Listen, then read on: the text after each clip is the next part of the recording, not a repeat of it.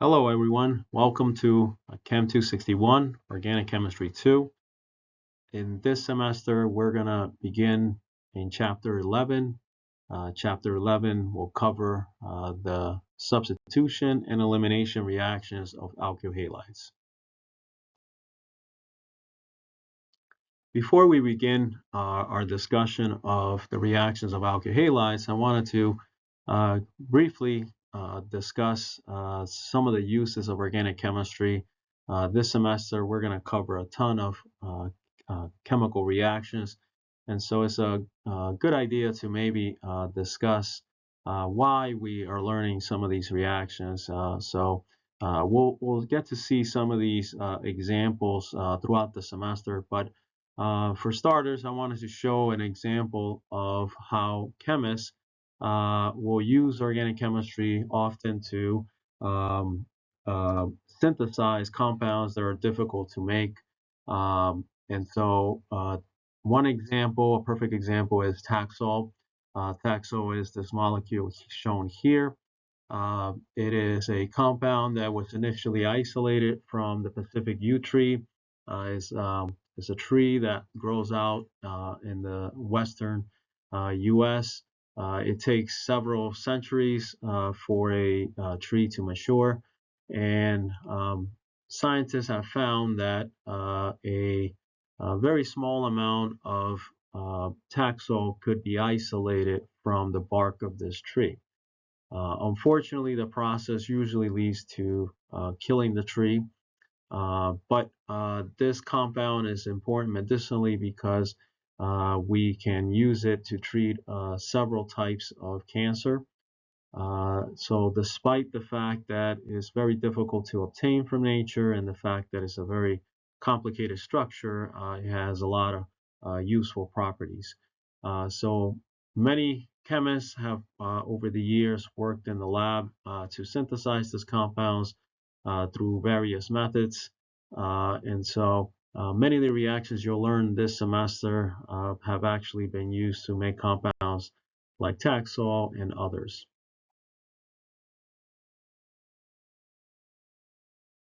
When an alkyl halide is mixed with a nucleophile slash base, there's two possible reactions that can occur. For example, a base could react with an alkyl halide by attacking the same carbon that the halogen is in and replace it, essentially doing a substitution reaction. Another possibility is for the base to remove a hydrogen that is an adjacent carbon to the carbon that contains the halogen. By doing that, both the hydrogen and the bromine will be eliminated, and as a result, we will obtain a double bond, as you can see here in the product. Overall, this is considered an elimination reaction. One of the terms that you should become familiar with is leaving groups. So in these examples, both the substitution and the elimination reaction, the bromine is the leaving group. It is the group that leaves after the nucleophile slash base does the substitution or elimination reaction. Notice that I am using the term nucleophile slash base because very often nucleophiles are bases and vice versa. Nucleophilic substitution reactions are those substitution reactions where a nucleophile replaces another. A couple examples are shown here. For example, the acetate ion will attack the carbon that has the bromine and replace it. In this example, the iodide replaces the tosylate group to produce an alkyl iodide. The tosylate group here is a new group that you probably have not seen before. Its structure is shown here. So it is a toluene group attached to a sulfonate. So sulfonates are when we have a sulfur attached to three different oxygens, and The tosylate group overall basically behaves like many halides as far as being an excellent leaving group.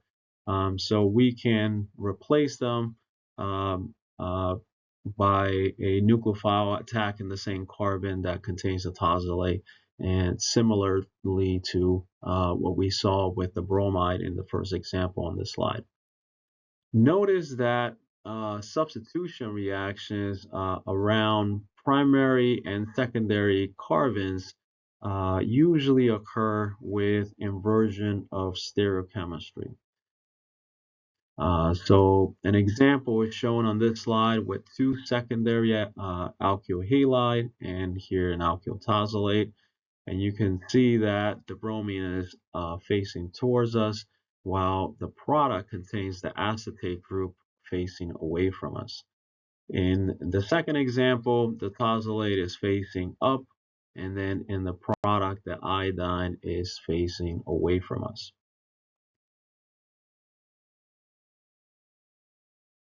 As I mentioned a few slides ago, in this chapter, we're going to discuss substitution reactions and elimination reactions of alkyl halides.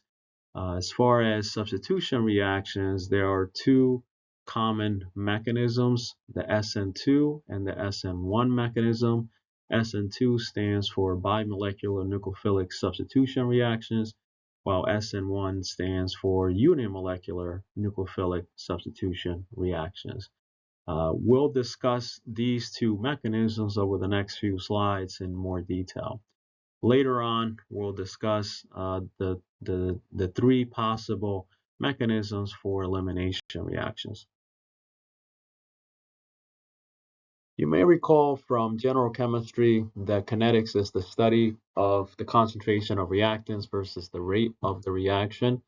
So as an example, an alkyl halide that is secondary, when mixed with the hydroxide ion will displace the bromine with inversion of stereochemistry, as you see here in the product.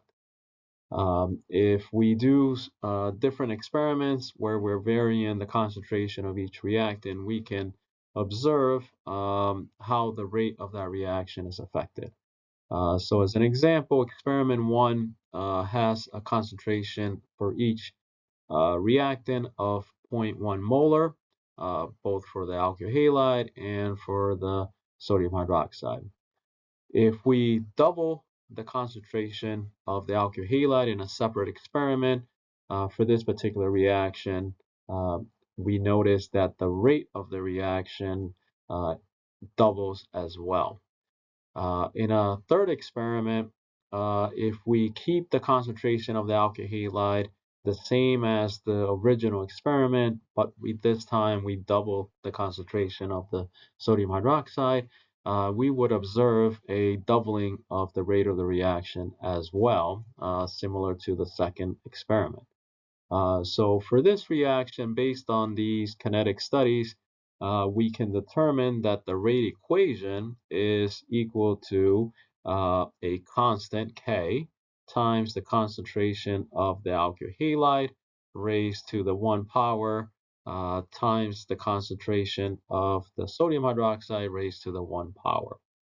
So overall, this rate equation is second order overall. So we get that by adding the two exponents. 1 plus 1 would make this a second order overall reaction. Based on these kinetic studies and also what we observed in the last slide, where there is an inversion of stereochemistry when we do a substitution of secondary alkyl halides, we now have two pieces of evidence for the SN2 reaction. All right, so based on what we learned from the kinetic studies and also the fact that we believe that the SN2 reaction gives a product with inverted stereochemistry, we could come up with a reasonable mechanism for the SN2 reaction. So we believe that the nucleophile, in this case the hydroxide ion, attacks the carbon that contains the bond to the leaving group from the backside. So that would clearly explain the inversion of stereochemistry. Now, why does that happen? Well, one reason would be if we look at the transition state, the incoming nucleophile, the hydroxide, has a partial negative charge, and also the leaving group has a partial negative charge. So it would make sense that these two parts of the molecule would want to stay away from each other to avoid repelling the two negative charges. From there, the final product is formed where the OH is attached on the opposite side of the molecule that the bromine used to be attached to. And so therefore we get an inversion of stereochemistry. Now that we have learned some of the basics of substitution reactions and we cover a little bit of SN2, it's a good time to maybe review some of the terms that we learned. So in this question, we want to identify the nucleophile, electrophile, and leaving group. So I'll give you a moment to think about it, and then we'll cover the answer for this. So here is a typical SN2 reaction involving a primary alkyl halide with sodium iodide. The reaction leads to the iodine replacing the bromine, and you can see that in the product, and then we receive a byproduct of sodium bromide. The iodine is our nucleophile in this reaction, and we can figure that out by the fact that sodium has a +1 charge. So anytime you have a metal next to a halogen, that metal will typically have a positive charge, and then the halogen, in this case the iodine, would have a negative charge. So iodine in this example would have a -1 charge because it's next to the sodium, which has a +1 charge. The alkyl halide is our electrophile in this reaction, and particularly this carbon here is electrophilic site since it's bonded directly to the halogen, which is our leaving group. So in this question, we want to predict the product from a reaction between 1-bromo-1-phenylethane with a cyanide ion. The question asks us to use the R stereochemistry for this carbon here, which is not shown. So we want to figure that out before we start. And we're going to react that with sodium cyanide. The cyanide ion, in particular this carbon here, is our nucleophile. And that would be reacting with this carbon of the alkyl halide. In this reaction, the cyanide ion would attack the carbon attached directly to the leaving group, the halogen. If we start with our stereochemistry around this carbon, the bromine would have to be drawn back, which means when the incoming nucleophile comes, it will come from the opposite side. As a result, the cyanide ion would be drawn facing towards us. Which would give us, in this case, the S stereochemistry.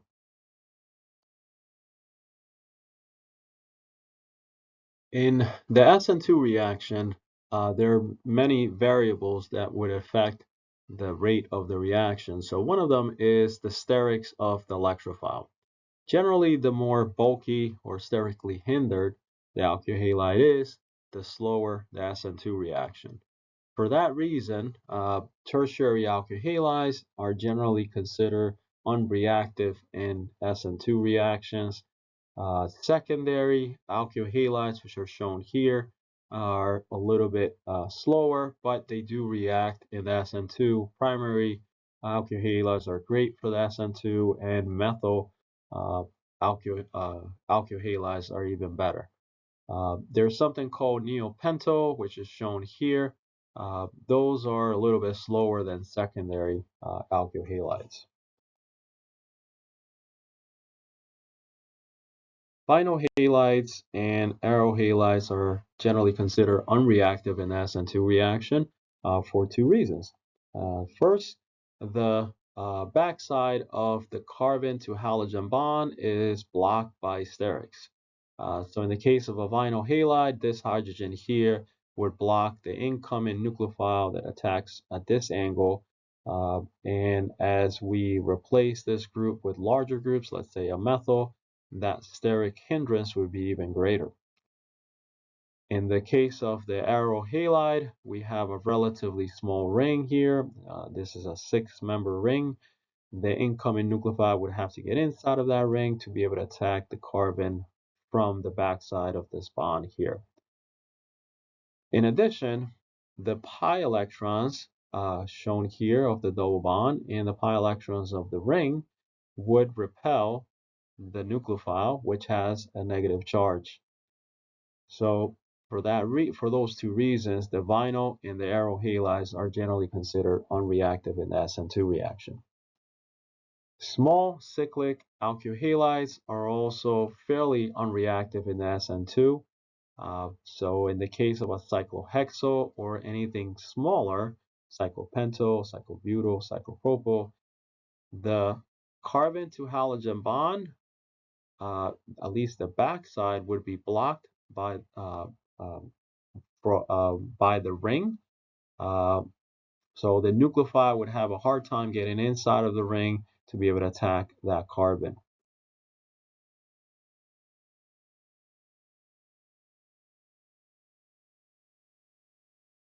Let's tackle this question, which is which of these is the most reactive in the SN2 and which is the least reactive. So when we compare these 4 molecules, we can see that we have a methyl bromide, we have a primary bromide, a tertiary one here, and a secondary one.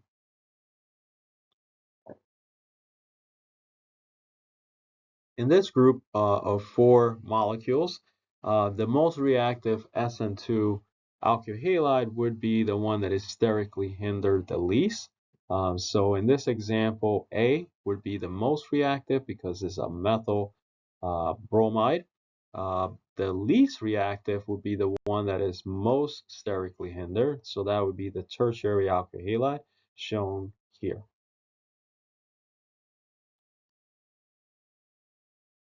The carbon to leaving group bond strength also plays a role in the SN2 reaction rate. A few good examples are the allylic and the benzylic halides. These are excellent candidates for the SN2 reaction due to the fact that the carbon to halogen bond in both cases are fairly weak. When it comes to a carbon to chloride bond, it's roughly about 69 to 70 kcals per mole when it is allylic or benzylic. Compare that to a typical primary alkyl halide with a chlorine, which is a little bit north of 80 kcals per mole. Compare that to vinyl and aryl halides. Allylic and benzylic halides are much faster in SN2 than your typical primary alkyl halides. Meanwhile, vinyl and aryl halides are pretty much unreactive in the SN2 reaction for reasons we mentioned before.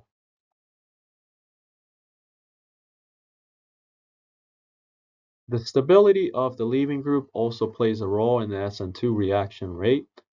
Generally, the best leaving groups are those that are able to stabilize the negative charge that develops after the leaving group is expelled from the alkyl halide. So this is the transition state where the nucleophile has attacked the carbon and the leaving group has partially left. Both the leaving group and the nucleophile will have a partial negative charge in the transition state, and then eventually the leaving group will be eliminated with a full negative charge on it. So the more stable that negative charge is based on the properties of the leaving group, the faster the reaction will occur. So let's take a look at how the halogens react in the SN2 reaction as a leaving group. So generally, the lower we are in the periodic table with the halogens, the faster the SN2 reaction will be. So the iodine tends to be a larger atom compared to, let's say, the fluorine. You can see that based on the bond length. So the bond length is simply related directly to the sizes of each of these halogens. Since the bond length is looking at how close the fluorine and the carbon get to each other, and if we're keeping the carbons the same in all four examples, the difference in bond length is simply due to the sizes of these individual halogens. The bond strength across these halogens when they're bonded to carbon is shown here. Notice that a carbon-fluorine bond is a very strong bond. It is about 472 kilojoules per mole. Compare that to a carbon to iodine bond, which has about half of the strength compared to a carbon-fluorine bond. As a result, the iodine is a much better leaving group. So one of the reasons we can explain this pattern is the fact that as a bigger atom is able to stabilize the negative charge on that atom as it gets expelled as a leaving group. Also, the fact that it is a weaker bond due to the fact that it's a larger atom, it also leads to the reaction being faster, since the nucleophile would have an easier time breaking the carbon to iodine bond compared to the carbon to fluorine bond. If we compare the reactivity of different leaving groups that involve atoms on the same row of the periodic table, we would have to explain their reactivity in the SN2 reaction based on electronegativity. So generally, the more electronegative the atom is, the better it's able to stabilize the negative charge on the leaving group. And so as a result, fluorine would be considered a better leaving group than, let's say, an OH group or an NH2 group. Um, Fluorine, as we talked about in the last slide, is generally considered a poor leaving group compared to other halogens like chlorine, bromine, and iodine. Notice that hydrogen and carbon with a negative charge on it are somewhere over here. So even worse leaving groups than an OH and an NH2. And tosylate is a group that we talked about earlier, is generally considered about, depending on which study you look at, anywhere between being more reactive than a iodine or somewhere around a bromine. So there's lots of different places where it is placed in these reactivity charts. But consider tosylates fairly reactive in the SN2 as a leaving group. Water is one leaving group that we're going to encounter this semester quite often. Water would be even more reactive than a tosylate, so somewhere out here in terms of reactivity. The reason for that is compared to all of these leaving groups, which have a negative charge, water, it would be expelled as a neutral molecule, so it's more stable, and therefore it is more reactive as a leaving group. So OH groups are terrible leaving groups, and so we generally can't do a direct substitution to eliminate an OH group, let's say on an alcohol. So if we want to do a substitution and replace the OH of an alcohol, we have to turn it first into a better leaving group. So one of the strategies that is used is reacting it with tosyl chloride, which is shown here, and a little bit of base that would turn this oxygen into a tosylate group. So essentially, the oxygen attacks the sulfur, eliminates the chlorine, and now that oxygen is directly attached to the sulfur. So that's what a tosylate group looks like. That is a much better leaving group, as we saw on a previous slide. So the bromide, if we wanted to use that as a nucleophile, could attack now this carbon and replace the tosylate group. And because this is an SN2 reaction, we would get inversion of stereochemistry as shown in the product here. Here is a couple of more examples of how alcohols are turned into better leaving groups before a substitution is going to occur.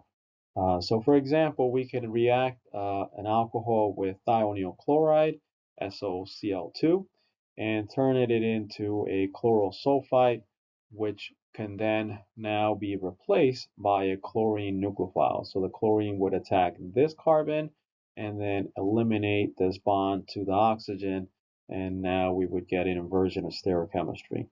PBr3 does basically the same thing, where the alcohol is turned into a dibromo phosphite, and now that behaves as a much better leaving group than the hydroxyl group of an alcohol. And so we can now add a nucleophile like Br negative that would attack this carbon and break this bond to the oxygen, eliminating the dibromo phosphite.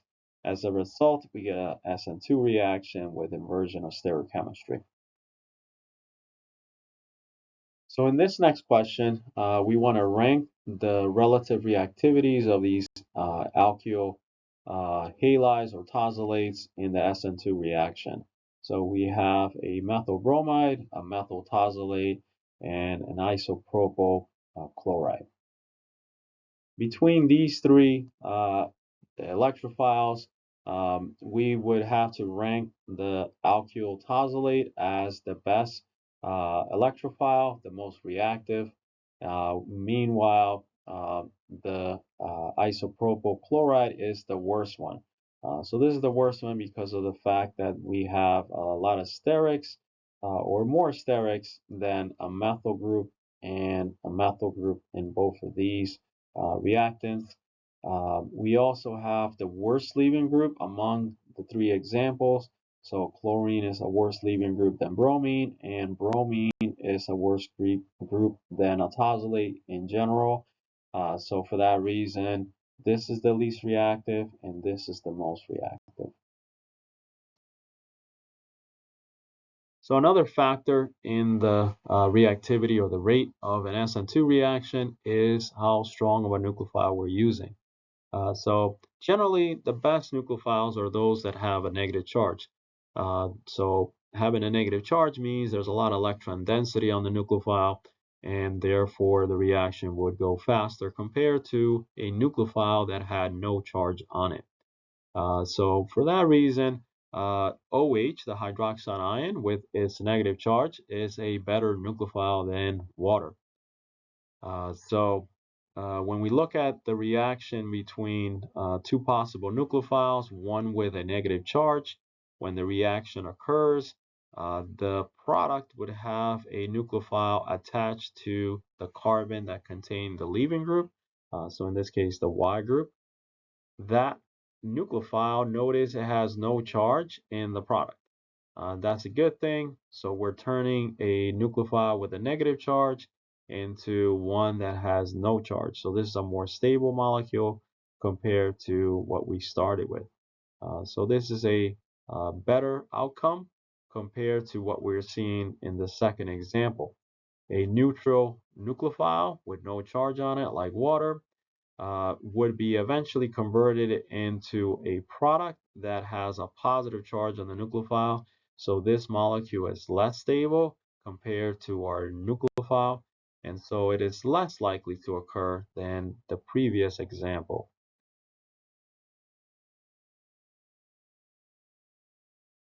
Another factor that would change the reactivity of a nucleophile and therefore affect the SN2 reaction rate is the resonance stabilization of a negative charge on the nucleophile. So in this example, we have an OR group, which has a negative charge on this oxygen, and then we also have an acetate ion, which has a negative charge on one of the oxygens. This negative charge on the acetate ion is actually spread over both oxygen atoms through resonance. So we can move a lone pair from this oxygen to make a double bond here, and then break this double bond to put a negative charge on this oxygen. As a result, that negative charge is spread out over two oxygen atoms. So in effect, we have half a negative charge on this oxygen and half a negative charge on the other oxygen of the acetate ion. Compare that to the OR group here, where the negative charge is concentrated on a single oxygen atom. Therefore, we have a better nucleophile in that oxygen. Electronegativity will change the reactivity of a nucleophile. So generally, the more electronegative an atom is, the tighter it holds the lone pair atoms to itself. And so it would be a poorer nucleophile compared to a less electronegative nucleophile. So a good example is the nitrogen in ammonia compared to the oxygen in water compared to the fluorine in HF. This fluorine is more electronegative than oxygen and more electronegative than the nitrogen of ammonia. So as a result, fluorine holds on to these lone pairs tighter compared to, let's say, the nitrogen here. So the nitrogen, the lone pair on it, would be more free to do reactions as a nucleophile. And so ammonia is a better nucleophile than water, and water is a better nucleophile than HF. So we previously talked about the halogens as leaving groups a few slides ago, but the halogens can also be a nucleophile in the SN2 reaction when reacted with an alkyl halide or some other alkyl group that has a leaving group. Generally, the iodine is a better nucleophile than the bromine, which is a better nucleophile than the chlorine, which is a better nucleophile than the fluorine. We can rationalize this based on atom size. So the fluorine is the smallest atom in this group, and so that means that the lone pairs are closer to the nucleus of the fluorine, and so they are held tighter, and therefore the lone pairs would have a harder time reacting as a nucleophile. The fluorine would have a harder time reacting as a nucleophile compared to the iodine, which is a very huge atom. So the lone pairs on that iodine are further away from the nucleus of the iodine, and so they're more free to do reactions, participate in reactions with electrophiles. Note that the solvent, whichever solvent we're using, sometimes will change this order of reactivity, but for our purposes, we're going to use this trend as shown here. So to summarize, nucleophiles generally will follow the same reactivity as bases, meaning the better the nucleophile, the better the base. So many molecules can either act as a nucleophile or as a base, depending on what they're reacting with. There are a few exceptions to this rule. So sometimes there are molecules that are better nucleophiles than they are bases, or vice versa. They're better bases than they are nucleophiles. But in general, good nucleophiles are also good bases. Nucleophiles generally tend to be better nucleophiles when they have a negative charge. They tend to be stronger than neutral nucleophiles. Nucleophilicity, or the strength of a nucleophile, increases down the periodic table. So the bigger the atom, like an iodine, for example, is a better nucleophile than fluorine. And nucleophile strength increases to the left of the periodic table, and this is based on electronegativity. So fluorine is a poor nucleophile compared to, let's say, the nitrogen of ammonia, because the fluorine is more electronegative, so it holds on to the lone pairs tighter, and therefore it makes it a poor nucleophile. In this table here, we see a comparison between different nucleophiles and the relative rates of these nucleophiles when it comes to reacting with methyl bromide. And so this table nicely summarizes a lot of the things that we said about the factors that influence the SN2 reaction. So for example, water is a neutral nucleophile, so it is not a great nucleophile compared to, let's say, the acetate ion, which has a negative charge on it. The acetate ion, due to the fact that there is resonance stabilization of that negative charge across these two oxygens, it's not as good of a nucleophile as, let's say, the OH group or the OCH3 group. The chlorine is a worse nucleophile than iodine because of the fact that iodine is a larger atom, and so the lone pairs on the iodine are spread out further away from the nucleus, and they are more willing to react compared to the lone pairs on the chlorine. Notice the sulfur is lower on the periodic table than the oxygen. So for that reason, this is a better nucleophile than the oxygen. When it comes to the periodic table, across the periodic table, you might remember that electronegativity plays a role there. So we could do a comparison between let's say ammonia and water. Both of these are neutral nucleophiles. However, the ammonia is a better nucleophile because the nitrogen is less electronegative than oxygen, so it holds on to the lone pairs less, and so it is more willing to use that lone pair to do a reaction. All right, so this is the last factor in the reactivity of SN2 reactions. The solvent also plays a role. So generally we find that aprotic polar solvents are the best ones for SN2 reactions. Aprotic polar solvents means that they're not capable of hydrogen bonding, but they're polar, and so they're able to stabilize the transition state of the SN2 reaction. They're able to stabilize it because of the fact that they're able to sort of coordinate to the atoms that have partial charges in that transition state. So you might recall in the transition state of an SN2 reaction, we have a carbon that has a partial positive charge and is surrounded by, on one side, the leaving group, which has a partial negative charge, and on the other side, a nucleophile that's coming in with a partial negative charge. So those charges are stabilized by a polar solvent. The fact that it's aprotic also helps, and we can see that a little bit more clearly when we look at protic polar solvents. These are solvents that are capable of hydrogen bonding.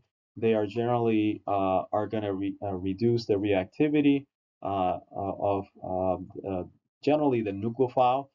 So they tend to hydrogen bond to the nucleophile, as shown here. So if you had, let's say, an alcohol, it would be hydrogen bonding to this nucleophile, which has a negative charge. And so it would add a lot of steric bulk around that nucleophile, and the nucleophile would have a hard time reaching our electrophile. Nonpolar solvents are generally are not going to help us in the SN2 reaction because they're not able to stabilize the transition state of the SN2 reaction. Here we see four different solvents that are considered poor solvents in the SN2 reaction. So we have methanol, water, which are poor solvents because of the fact that they can hydrogen bond. Meanwhile, hexane and benzene. These are non-polar solvents, so they're also poor SN2 solvents. The solvents on the right side of the slide here are all considered fairly good SN2 solvents. So we have DMSO, we have DMF, acetonitrile, HMPA, and THF. All of these are aprotic and they're also polar, so they're great for the SN2 reaction. So as we discussed in the last slide, methanol and water are poor solvents for the SN2 reaction because they're protic. You can see that clearly here that they're least helpful solvent for this particular substitution reaction, where an azide, which has a negative charge on one of the nitrogens, attacks this carbon and replaces the bromine. DMSO, DMF, acetonitrile, HMPA, all of them are much better solvents than water and methanol. There are many biological examples of SN2 reactions, but here's one. So norepinephrine contains a nitrogen and amino group that is a pretty good nucleophile that could react with this particular carbon that has this sulfur with a positive charge. Essentially, the sulfur and the rest of the molecule that is attached to it acts as a leaving group. So think of this as maybe like a halogen. So the nitrogen would attack this carbon, do an SN2 reaction by eliminating the sulfur and everything else attached to it. In this process, we would synthesize adrenaline after the methyl group is transferred.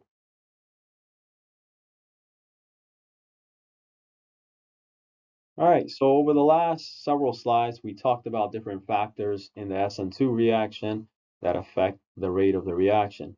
Now, just because we don't have the ideal conditions for the SN2 reaction, it doesn't mean that we can't get a substitution reaction to occur. It just means that it's unlikely that we'll do an SN2 reaction. So there is a competing mechanism called the SN1 mechanism. So very often the opposite conditions of the ideal SN2 reaction will lead to an SN1 reaction. So here's an example where we have a tertiary alkyl halide reacting with water. Water will serve the role of both being the solvent and the nucleophile. So as we discussed previously, tertiary alkyl halides are very poor electrophiles for the SN2 reaction. Water it makes for a very poor solvent for the SN2 reaction because it's protic, and it also makes for a poor nucleophile because it's neutral. So we have three different reasons why we don't want to combine these two if we're trying to do an SN2 reaction. However, we still get a substitution reaction, and you can see by the products that the water, the OH group, has replaced the bromine in the products. We do get a mix of two different products, one that has inversion of stereochemistry, so the OH is facing on the opposite side of the molecule as the bromine did here. And we also get retention of stereochemistry in one of the two products. So this OH is on the same side as the bromine, so we call this the retention product.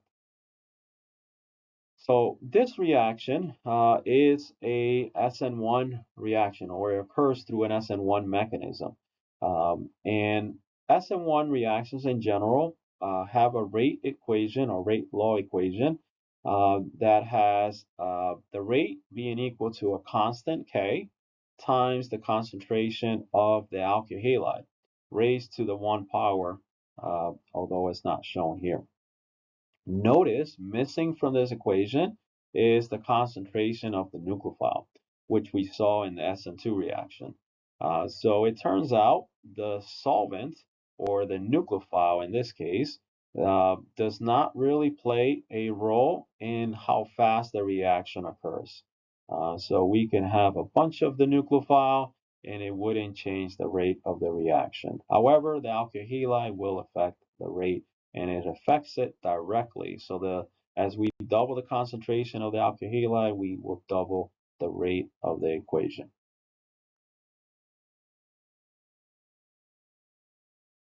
All right, so let's talk about the mechanism for the SN1 reaction. So you might recall that SN2 reaction occurred in one step. The nucleophile attacks from the backside. So in water, let's say, was the nucleophile, would attack from the backside of the leaving group, and you would get the products from it. In the SN1 reaction, however, everything occurs in two steps. So first, the bromide leaves, forming a carbocation on the carbon that contain the bond to the bromine. Then water, or whatever nucleophile we have in the reaction, would attack that positive charge, that carbocation, to form essentially the product. Now, due to the fact that we need to remove one of these hydrogens, there is a third step shown here. So another water molecule could remove this hydrogen to form a neutral product. So one of the things you might notice is this sort of key intermediate in this reaction, this carbocation. Carbocations, to remind you, are trigonoplanar. So basically, these three methyl groups are on the same plane, and they form a flat surface around the carbocation. So the nucleophile, it is just as likely to attack from the top side as the bottom side. So there's basically a 50-50 chance it will attack from the top or bottom. That explains why in SN1 reactions we get roughly about 50% of the product being the inversion of stereochemistry, and then the other product, which occurs roughly in 50% is the retention product. And so again, that is due to the fact that the trigonoplanar stereochemistry of the carbocation allows for attack equally on both sides of that carbocation.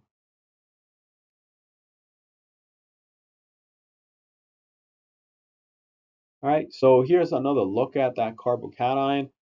We could start with the structure in the middle. Here's our carbocation.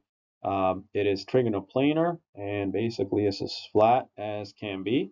So the nucleophile, it is just as likely to attack from this side as it is from this side.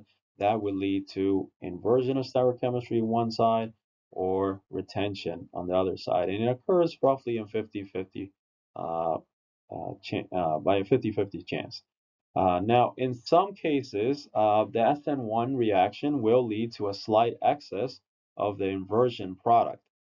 We can explain that by the fact that the leaving group, as it leaves and forms the carbocation, it's sort of blocking one side of the molecule. So it is slightly more likely that the nucleophile, in this case water, would attack slightly more from the opposite side. And so in this particular example, we see about 60% inversion compared to 40% retention, where the OH attacks from the same side as the leaving group.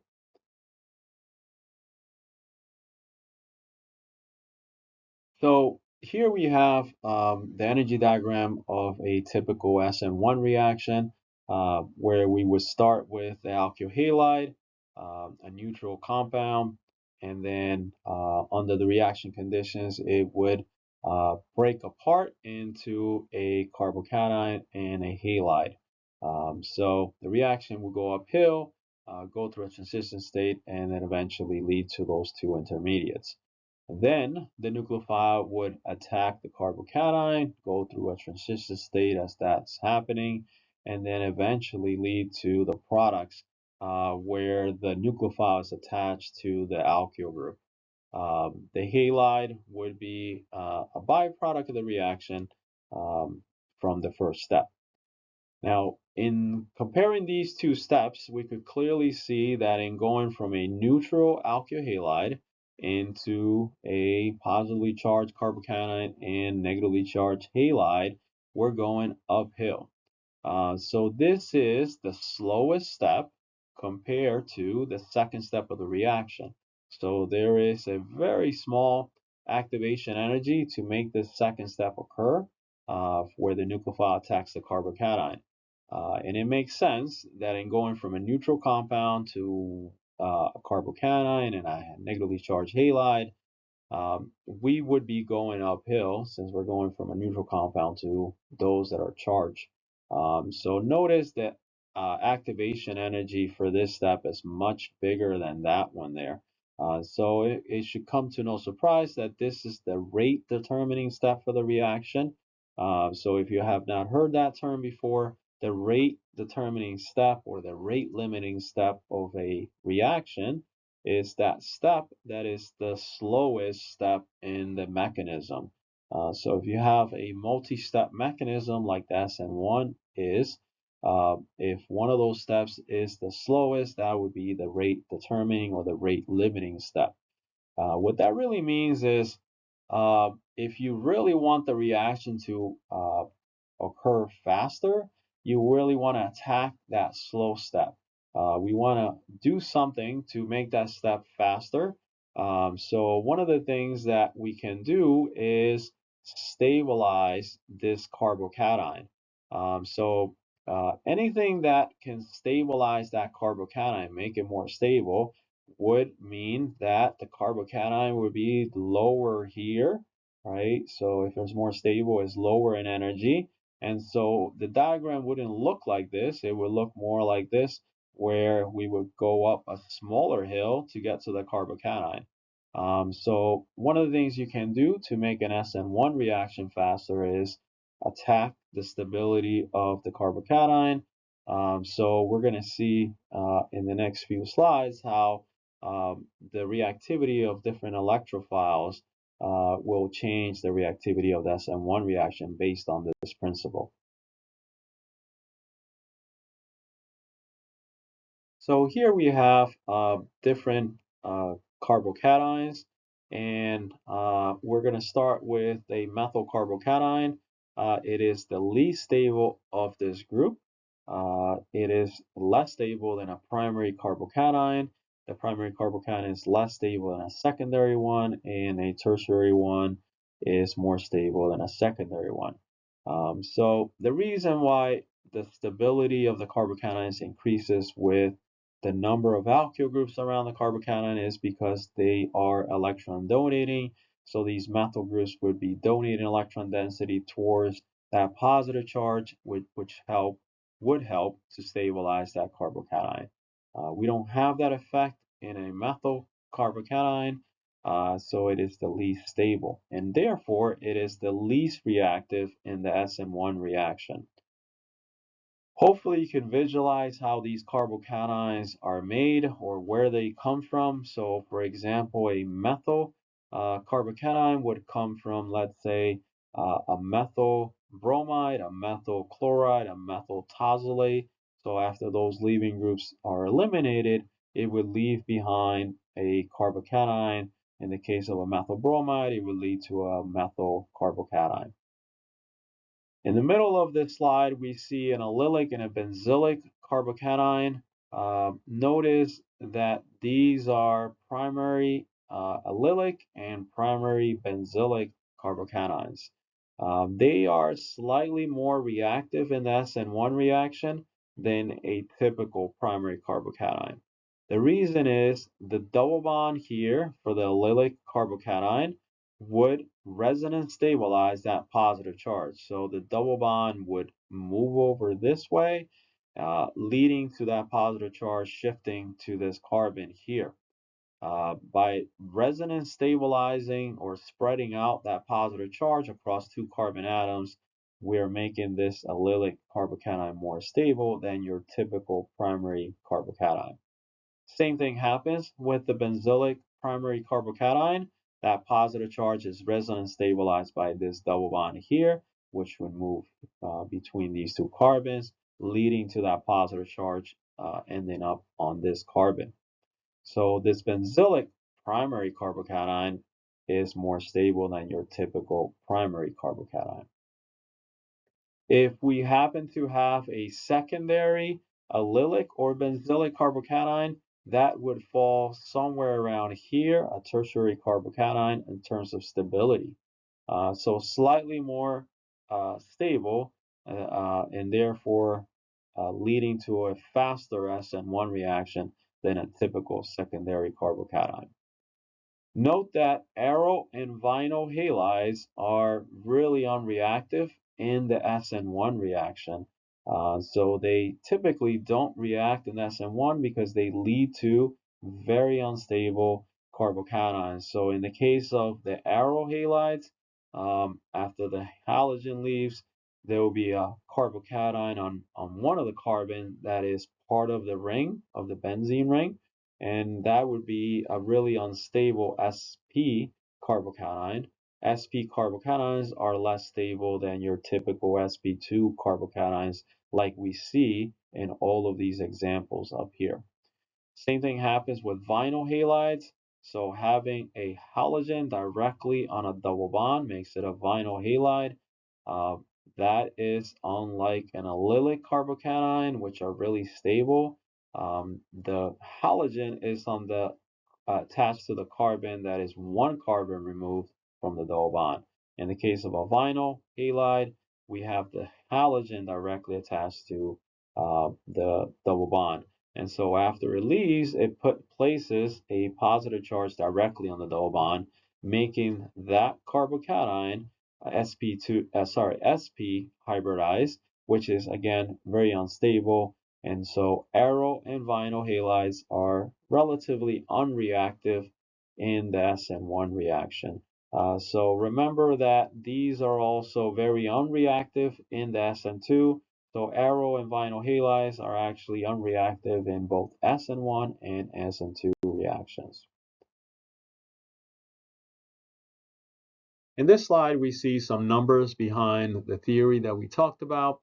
So we see a comparison between a methyl alkyl bromide, a primary alkyl bromide, a secondary alkyl bromide, and a tertiary one.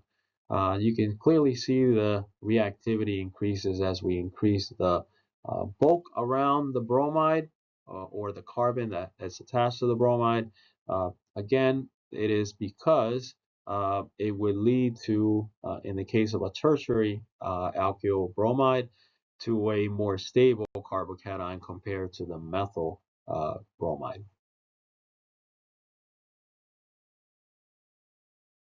Benzylic and allylic carbocations are really stable, as we mentioned before. It is due to resonance stabilization. So we can see that we can move the double bond from an allylic carbocation to here. And so that will lead to that positive charge migrating to the carbon that used to be part of the double bond. And in the case of a benzene ring or a benzyl carbocation, the double bonds within the ring can be used to stabilize that positive charge. So we can take this double bond, move it here. That would shift the carbocation to this carbon as shown in the next resonance form. And we can continue to do that by moving this double bond, in this case here, forming the double bond there, and then the carbocation would end up here, like we see in the next resonance form. And we can repeat that one more time. This double bond can move over this way. The carbocation ends up here. So with benzylic carbocations, you have all these resonance forms. Now, the reason why allylic and benzylic carbocations are about the same stability is because in these resonance forms, in particularly these last three, we have broken the aromaticity or the stability that is contained within a benzene ring. So that's something we'll learn about later on in the semester. But by breaking the double bonds from inside of the ring, we sort of create a less stable ring. And so there is sort of a trade-off. We are stabilizing the carbocation, but we're also making the benzene ring less stable. So even though there are more resonance forms for the benzylic carbocation, it ends up being about the same stability as an allylic carbocation with fewer resonance forms.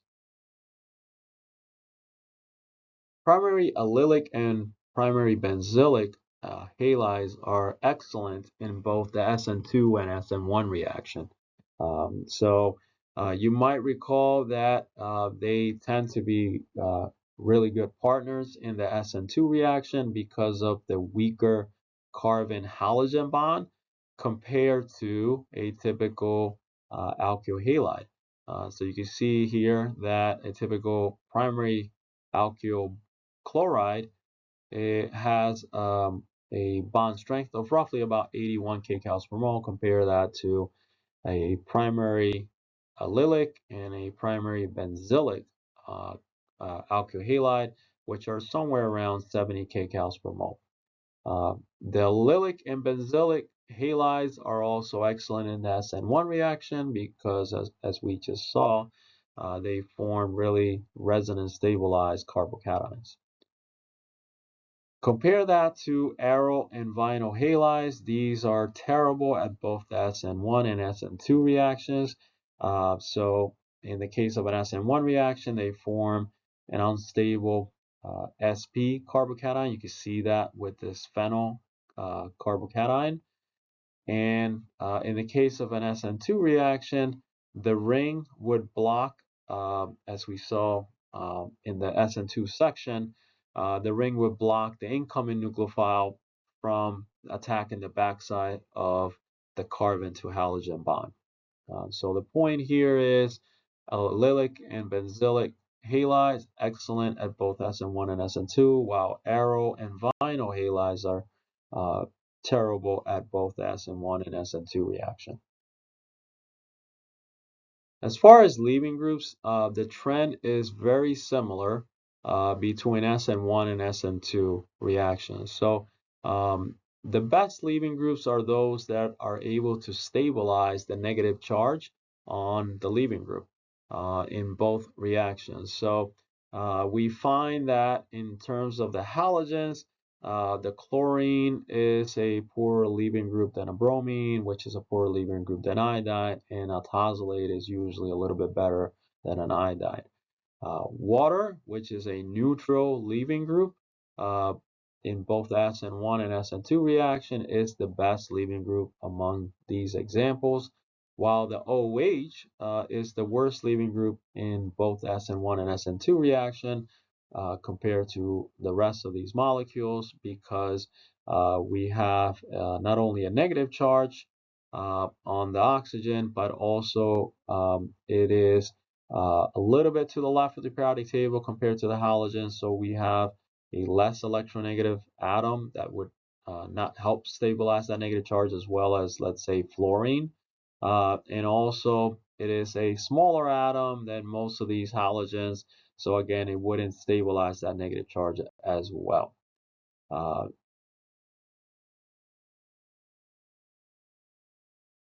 Without spending too much time on this, I wanted to point out that the best leaving groups are generally those that are weak bases. In other words, they have a very strong conjugate acid. So here are several examples of fairly strong acids.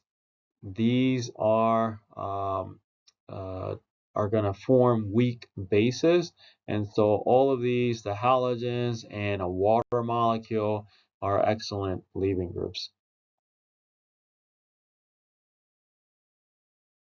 The worst leaving groups are generally considered strong bases, which means they have a weak conjugate acid. So some examples would include the leaving groups you see on this table here. So leaving groups like fluorine, OH, NH2, the hydride, and a carbanion. All of these are very poor leaving groups because they're strong bases.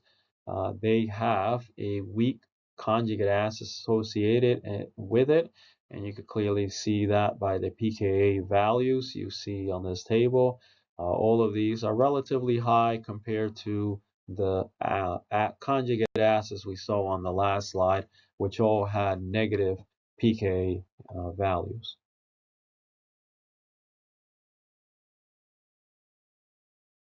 When it comes to SN1 reactions, the nucleophile, it's not part of the rate law, and so it doesn't really affect the rate of the reaction. So that means that it doesn't really matter too much what nucleophile we use. It doesn't change the reaction rate. So here we have an example of of an alcohol reacting with different acids. So HCl, for example, versus HBr versus HI. They do not influence the rate of the reaction that much, even if we change the acid. The solvent is the last factor that changes the reactivity of an SN1 reaction. For the SN1 reaction, we usually want to have a protic polar solvent. These tend to speed up the SN1 reaction by stabilizing the carbocation that is key to the transition state in the SN1 reaction. So here we have a carbocation surrounded by different water molecules, which would help stabilize that positive charge. You might recall that SN2 reaction, we want to use aprotic polar solvents. For the SN1, we want to use protic polar solvents.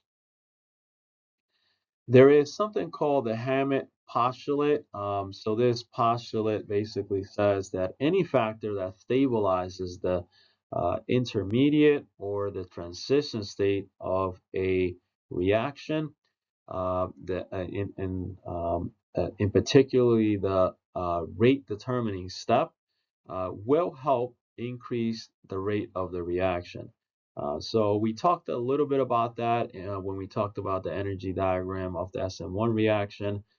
So anything that helps stabilize the carbocation will help stabilize the rate limiting, or help speed up the rate limiting step, and therefore speed up overall the SN1 reaction. So for that reason, protic polar solvents that help stabilize a carbocation will speed up the SN1 reaction. Since for the SN1 reaction, we want to use protic polar solvents, it makes sense that if we use solvents that are more capable of hydrogen bonding, they would speed up the reaction even more. So we can clearly see that with these examples. So water is actually considered a more protic solvent, or more capable of hydrogen bonding than pure ethanol. So for that reason, water is about 100 times a better solvent in the SN1 reaction compared to ethanol. And different mixtures of water and ethanol will be somewhere in between. In this question, we want to figure out the stereochemistry of the product that would form from an SN1 reaction. So this is an alkyl halide. So typically a red atom is a bromine, is actually defined in the question. And these sort of dark gray or black atoms would be the carbons of the molecule, and then the sort of light gray, sometimes is drawn as slightly white, atoms would be hydrogens.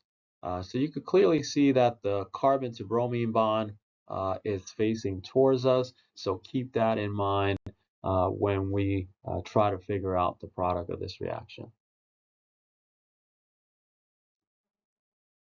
The product of this reaction would result from both inversion and retention of stereochemistry, since it is an SN1 reaction. So if we took this alkyl halide, which has the following stereochemistry, the bromine facing towards us, S stereochemistry for that reason, would lead to both a retention, or a product that has retention of stereochemistry, and a product that has an inversion of stereochemistry. You can see that the OH is facing backwards away from us in this particular product. So we would get roughly a 50-50 mix of these two products when water replaces the bromine. So being that it is an SN1 reaction, the bromine would fall off to form a carbocation, and then that carbocation, since it's trigonoplanar, well, it would lead to two possible products, as we see on this slide, that would result from the nucleophile, the water, attacking from both sides equally. In this next question, we want to identify or come up with a reason of why, if we took two different alkyl halides, one being 3-bromo-1-butene and the other one being 1-bromo-2-butene, we would get an SN1 reaction at a similar rate. So we want to start this off by drawing these two reactants and seeing what kind of carbocations they form, and therefore try to explain why they would react at a similar rate. The two bromobutanes discussed in this question are shown here. So 3-bromo-1-butene is drawn here. After that bromine is eliminated, we would form the following carbocation. So the carbocation is where the bromine used to be. Notice that carbocation can be resonance stabilized by this double bond. So if we move this double bond this way, now the double bond is there, we would have now the carbocation at the end of the molecule. Compare that to 1-bromo-2-butene. If we eliminate the bromine to form a carbocation, we would start with this carbocation. Notice, as I mentioned, for 3-bromo-1-butene, there's another resonance form of this carbocation, so the double bond can move this way, form the double bond there. That would lead to the carbocation being on this particular carbon. So it turns out that both alkyl halides react at a similar rate since they form the same carbocation, which has two resonance forms. In this question, we want to predict whether this reaction will occur through an SN1 reaction or an SN2 reaction. So we're starting off with an alcohol, which we haven't discussed too much since we're focusing in on alkyl halides. But the way this reaction will work is the alcohol would be protonated by the hydrogen here from HCl, form a water molecule, which would then be involved in a substitution reaction by being attacked by a nucleophile. Hopefully you had a chance to think about this question and came up with a possible answer. But here is how you should think about this question. So we have in this question a protic solvent, and we have a what eventually turns out to be the nucleophile, which is not a very strong nucleophile. So the reaction starts by the oxygen picking up this hydrogen, protonating the oxygen, and so we have now a water molecule here with a positive charge on the oxygen, which would behave like any other good leaving group, so similar to any halogen. So the next step would be for this bond to break off, eliminate the OH, and leave behind a carbocation. That carbocation would be attacked by this chloride, which now has a negative charge, and we would form the final product. So the answer to this question is this is most likely to occur through an SN1 mechanism. The giveaway is the protic solvent, the fact that we don't really have a strong nucleophile. So if we had sodium chloride, that would be a much better nucleophile because the chlorine directly has a negative charge. Instead, we have HCl, which is a neutral molecule, and it's not a great nucleophile. There are several biological examples of SN1 reactions. Here is one. So we have here a molecule that has a diphosphate group.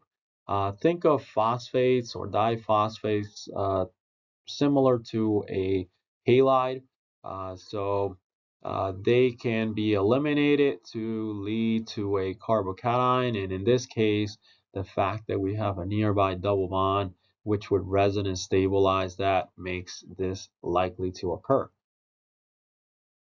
We see here, and that's sort of a reaction that we haven't talked about, but what happens is the double bond attacks that carbocation. So this is our nucleophile. It attacks the carbocation. It leads to forming a carbon-carbon bond.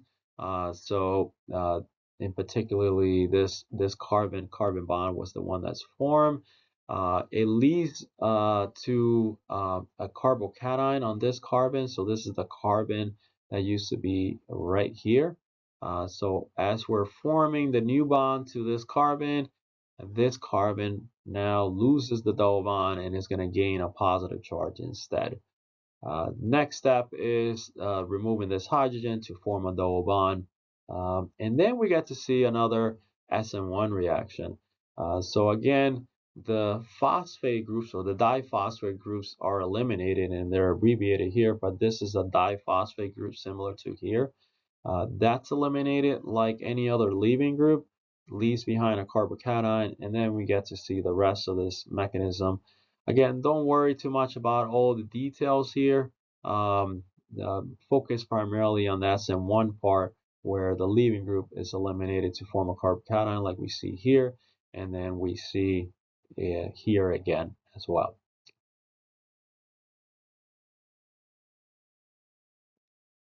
Before we leave our discussion of substitution reactions, we want to talk a little bit about intramolecular versus intermolecular reactions. So these are reactions that would be competing with each other whenever we have a molecule such as this that has both a nucleophile and an electrophile in the same molecule. So if the conditions are right, the nucleophile can attack the carbon that is electrophilic and eliminate the leaving group attached to it. And that will lead to a ring being formed. It is also possible that a molecule that has both a nucleophile and an electrophile, instead of reacting with itself, would react with another molecule of the same kind. So for example, the nucleophile of one molecule would react with the electrophilic site of another molecule. That will lead to an extension of the carbon chain rather than forming a ring. So this is an example of an intermolecular reaction where the reaction occurs between two molecules as opposed to an intramolecular reaction where the reaction occurs within the same molecule. Now, intramolecular reactions are highly favored whenever we can form a really stable ring.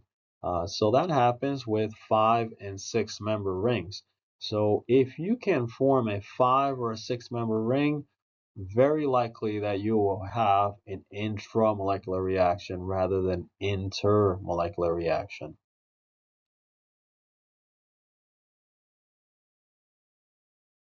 Whenever we have the possibility of forming a 3 or 4 member ring, which have high angle and high torsional energy, it is less likely for an intramolecular reaction to occur. Larger rings are also unlikely to form due to the fact that the nucleophile and electrophile are very far apart. So in those cases, whenever you're likely to form a 7-member ring or larger, it is also unlikely that an intramolecular reaction will occur. You can still get those reactions, whether it's forming a small ring or a larger ring, you can still make that happen if you use a very low concentration of the reactant. So in other words, if you take your reactant, whatever has both the nucleophile and electrophile, in the same molecule and you put it in a sea of solvent, it is very unlikely that a molecule of the reactant would find another molecule in that solvent. And so it is, even though it is less likely to form a 3-4 member ring or very large ring, because of the concentration, very dilute concentration, you can still get an intramolecular reaction. However, if you move to a higher concentration, you can shift to get in an intermolecular reaction where one molecule of the reactant would react with a different one. Here's an actual example of a intramolecular reaction.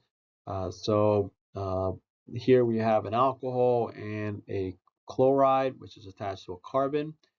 And if we add base, so sodium hydride is an example of a base. The hydride has a negative charge. That hydrogen can remove this hydrogen on the alcohol, which is the most acidic hydrogen in this molecule. That would put a negative charge on the oxygen as shown here. So hydrogen removes that hydrogen, puts a negative charge on the oxygen. That makes the oxygen a better nucleophile than we see here because of the negative charge. That oxygen can now attack this carbon, the electrophilic carbon, and eliminate the leaving group, leading to a 6-member ether. So oxygen is one atom, and then there are 5 carbons in between this electrophilic site and this oxygen. So in total, we get a 6-member ring at the end of this reaction. So this is an example of an intramolecular reaction. This is one that we'll discuss in more detail later this semester. Now that we have discussed substitution reactions in great length, let's move on to now elimination reactions. So this is, again, a competing reaction with substitution reactions. You have 2 substitution mechanisms, SN1 and SN2. In addition to that, we have competing elimination reactions that can also occur, and we're going to cover that now. So whenever you have an alkyl halide and a base, one of the things that can happen is you can get an elimination product.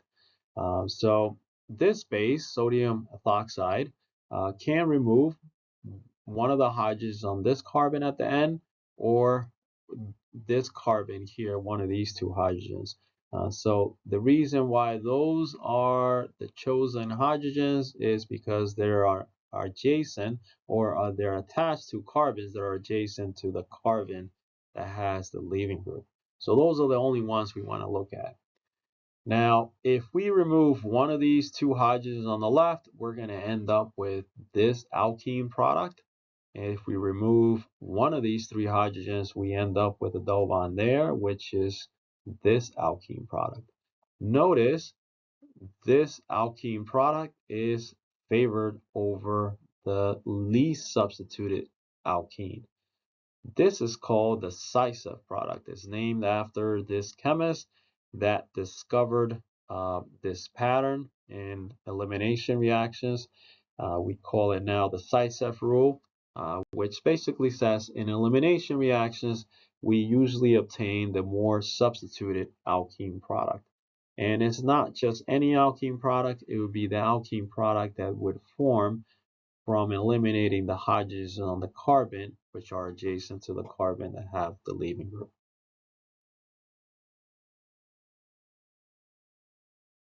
Here is another example of an elimination reaction. We have sodium ethoxide being added to this tertiary alkyl halide. The base can remove a hydrogen from this carbon here at the end, or this carbon here. Either one will lead to a less substituted alkene. So double bond here or here, it would not matter. It would be the same product because of symmetry. The more stable product would be the one that forms by eliminating one of these 2 hydrogens.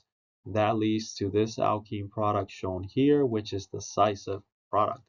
The decisive product is the more substituted product, and it is typically the most favored alkene product in a typical elimination reaction. There are exceptions to this rule.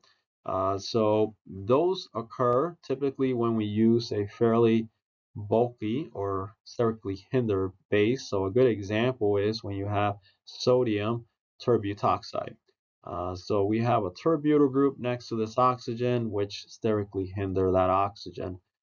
So because this oxygen is sterically hindered, it's going to have a hard time going after a hydrogen here, for example.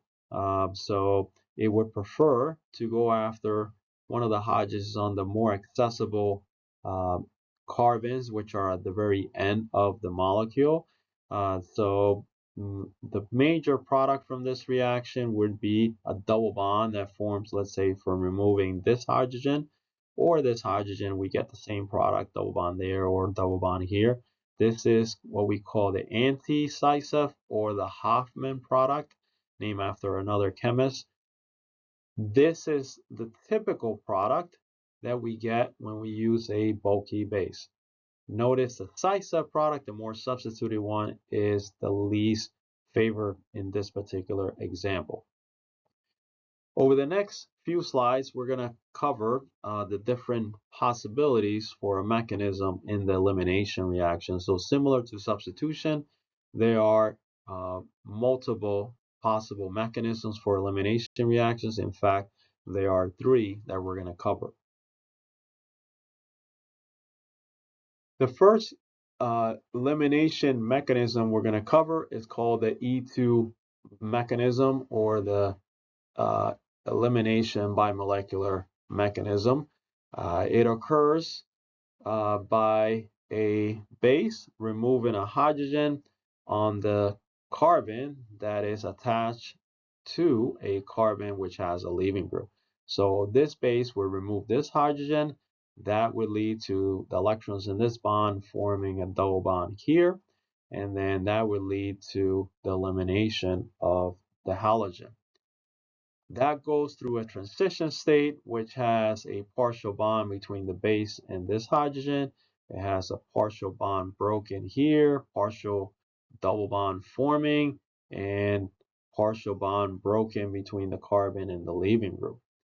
After both the halogen and the hydrogen are eliminated, we end up with an alkene product.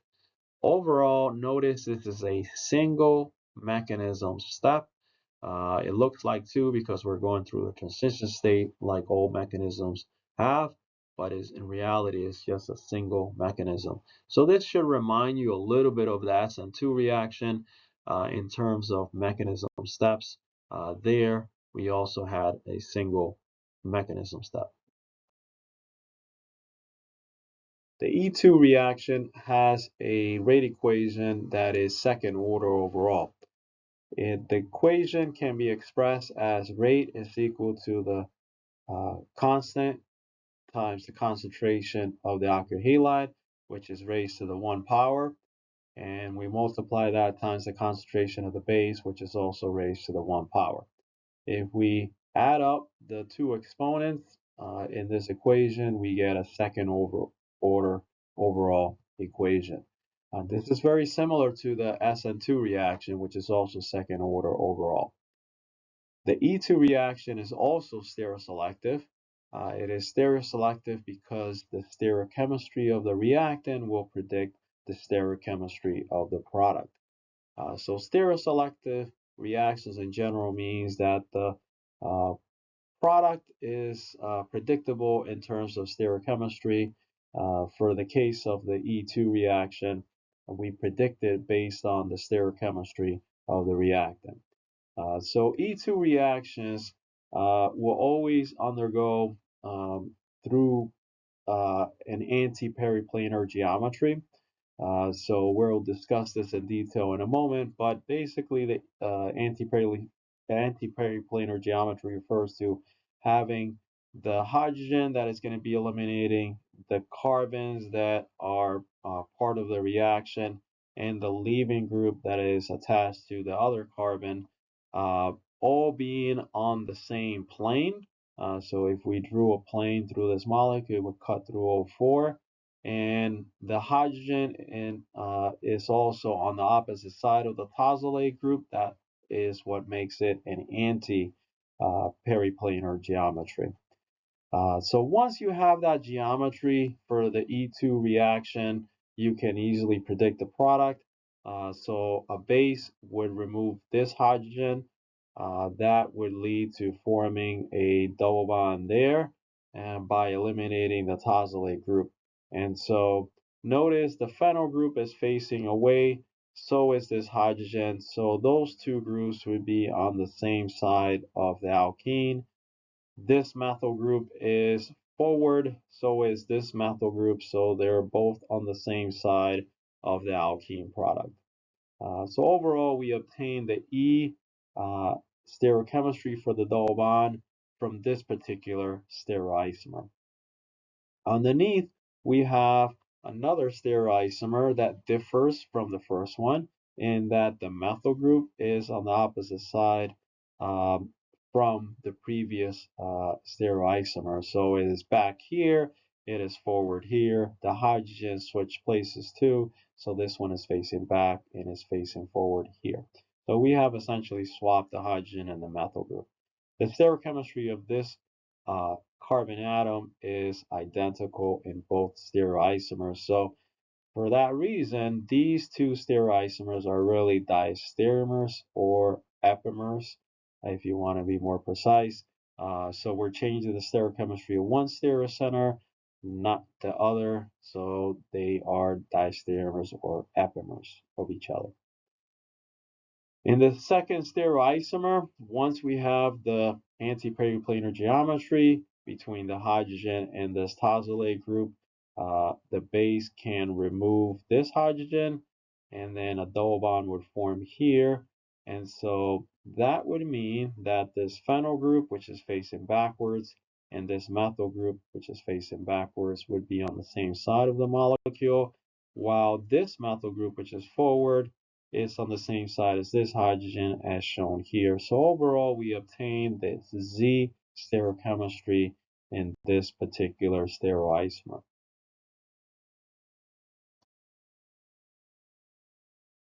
Periplanar geometry simply means that all four reactant atoms in the reactant are in the same plane of the molecule. So in the case of an E2 reaction, the reactant would be an alkyl halide that has a carbon attached to a hydrogen. The hydrogen we're eliminating. And then we have a carbon here next to that first carbon that has a leaving group, some X group. It could be a halogen or a tosylate group.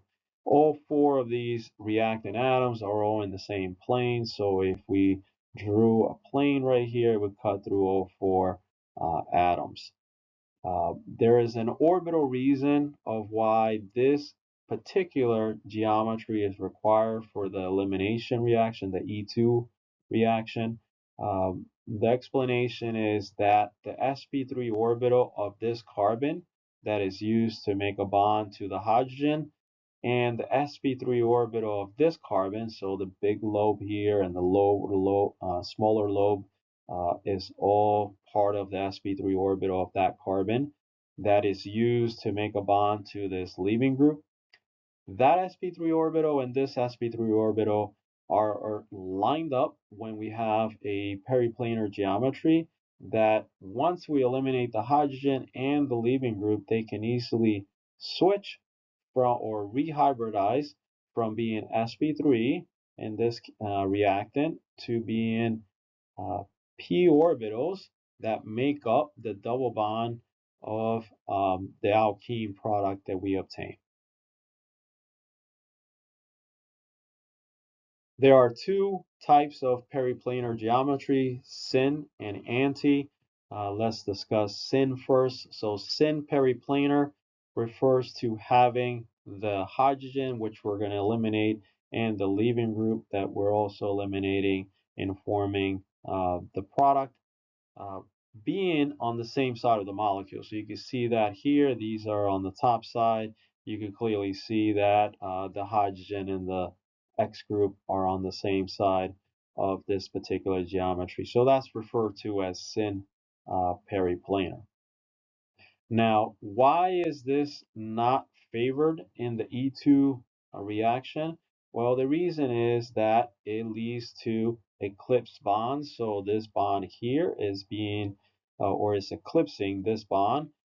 These bonds here are also eclipsed. These two here on the left are also eclipsing each other. So it is a geometry that, although is periplanar, it is an unstable geometry because of those eclipsing interactions. So syn periplanar is not ideal for the E2. The favored or the required geometry for uh, a E2 reaction is the anti-periplanar geometry. That is when the hydrogen and the leaving group that we're eliminating are on opposite sides of the molecule. They are periplanar, so meaning in the same plane, but they're on opposite sides of the molecule. So this is referred to as anti-periplanar geometry. If we look at the Newman projection, we could clearly see that the hydrogen and the X group are on opposite sides of the Newman projection. We also have stagger bonds. So for example, this bond to the leaving group is splitting these two bonds on the front carbon, and every other bond from the front carbon is staggered compared to the bonds in the back carbon. So this is a very low energy conformation, and this is the reason why we use this particular conformation as opposed to the syn periplanar geometry in the E2 reaction. In this question, we want to predict the product that would be obtained by taking this alkyl halide and mixing it with a base such as potassium hydroxide.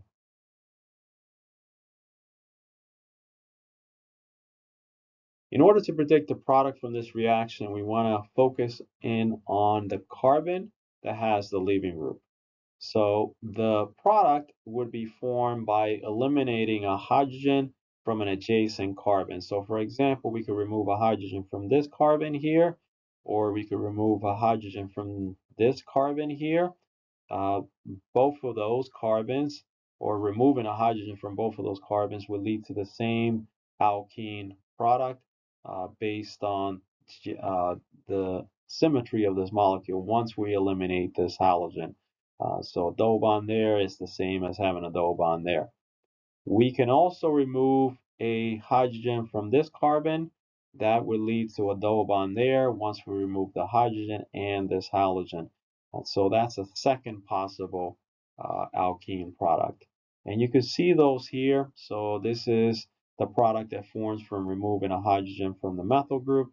And this is a product that forms from removing one of these two hydrogens. So if we notice, this double bond is more substituted. So there's two alkyl groups, there's one alkyl group, and one hydrogen. So overall, three alkyl groups. This is basically a tri-substituted double bond. Here we have a double bond that has only one and two methyl groups. We have two hydrogens, so this is less substituted. This is the anti-cis product. This is the cis product. Since the base is fairly unhindered, the cis product should be the major product. This question is going to ask us to basically predict the reactant, the alkyl halide that we would use to make this particular alkene product. So we want to think about this backwards. We have a double bond here. Where do we want to put the halogen?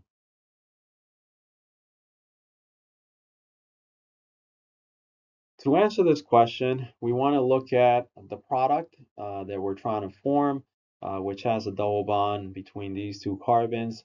So looking backwards at what we started with, the alkyl halide would have to be one that has the halogen either on this carbon or on this carbon. And we would be removing a hydrogen from the opposite carbon. So if we started with a reactant that has a halogen here, as shown in this reactant, when we add base, we would be removing a hydrogen from the adjacent carbon. So here is the carbon that has a halogen. The next carbon over has two hydrogens, so the base can remove one of those. And that's actually the only possibility in using this reactant. So this is the nice thing about using this particular reactant. There's only one possible outcome. When the base comes, it can only remove these hydrogens and nothing else. However, if we gave an answer that has the halogen being on this carbon, so in other words, thinking about this backwards, where we put the halogen here, that would put the bromine here. If we add base, there's two possible outcomes. The base can remove a hydrogen from this carbon, so it's always the carbon that is adjacent to the carbon with the leaving group. So if we had a bromine here, our base can remove a hydrogen from this carbon, but it could also remove it from here. So you can end up with a double bond here or a double bond here. The double bond here would give us the product we want, but the double bond here would not give us the product that we want. So by using an alkyl halide that has a bromine here, we create the scenario now where there's two possible products. That's not ideal. If we're trying to get a high yield of the product, we want to use a reactant that would lead to a single product. So that would be this particular alkyl halide that I already have on the slide.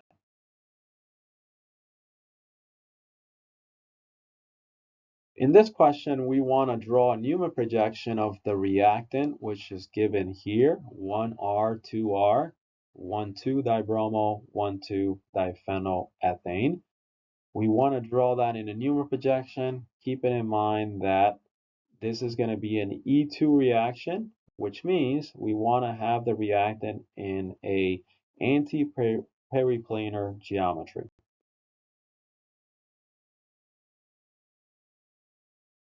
So to answer this question, we want to first draw our reactant with the right stereochemistry. So as you can see here, we have a carbon that has a phenyl group and a bromine group. This is already in R stereochemistry, and then this carbon has the same R stereochemistry as well. Then we want to take this particular compound and convert it into a Newman projection. So if we were looking at this molecule through this carbon to carbon bond, we would get a Newman projection. So in the front carbon, this one here, let's say, we would have a bromine to the top left and a phenyl group to the top right as we're looking at it this way. This bond here would be down. In the back carbon, which would be this one here, we would have a phenyl group to the top left. So that's why this is going this way and is wedged. And then in the back carbon, we would also have a bromine to the top right. That's this bromine. So it's wedged and meaning is up. And it is obviously in the back carbon. This hydrogen is down as indicated by this dash bond. So that bond here is this back carbon to hydrogen bond. Now we want to double check that this is in an anti-periplanar geometry. What that really means is the hydrogen that we're eliminating has to be anti to the bromine we're also eliminating. So we can, for example, we could take this hydrogen and put it anti to this bromine in the back, or we could take this hydrogen in the back and put it anti to this bromine. So we have two options. But what we can't do is put this hydrogen, which is attached to the same carbon, anti somehow to this bromine. All right, so it's always the hydrogen on an adjacent carbon to the carbon that has the bromine. So if we rotate the front carbon, so notice in going from here to here, the back carbon stays the same. So the phenyl is to the top left, bromine is to the top right, hydrogen is down like it is here. However, we have rotated the front carbon, so this bromine now goes a little bit to the right. So now it's facing up. This phenyl group goes down here, and then the hydrogen in the front here gets moved this way. So we have just essentially rotated this clockwise about So if this is 360 degrees and we're splitting it by 3, it means that in going from here to here, sorry, it's actually yeah, it's 360, and we're dividing it by 3. And going from here to here is 120 degrees. So, and going from here to the middle is 60 degrees. So, if we rotate it 60 degrees, each one of these front groups, we obtain this molecule or this projection. It's actually the same molecule as we started with. Now, notice this bromine is opposite to this hydrogen, so they are anti to each other. And we can do an elimination where a base can come, remove this hydrogen, and that would lead to this bromine leaving. There will be a double bond form in between. That would lead us to this product here, where the phenyl group and this hydrogen are on the same side, and then the bromine here and the phenyl are on the same side. So this is showing a Newman projection of what's left over in the product. There's actually a double bond between these two carbons in the Newman projection. If we sort of spread that out, we would get this structure here where the hydrogen and the phenyl are on the same side. So this hydrogen and the phenyl on the same side. And this phenyl group, which is that one, is on the same side as a bromine.